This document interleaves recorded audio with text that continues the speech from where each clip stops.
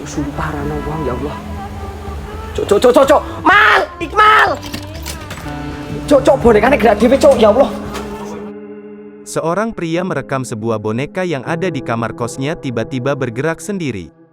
Video tersebut dibagikan oleh pemilik laman TikTok @sate_ususksi yang kini viral. Saat direkam, sebuah boneka berbentuk karakter kelinci bergerak sendiri tanpa disentuh.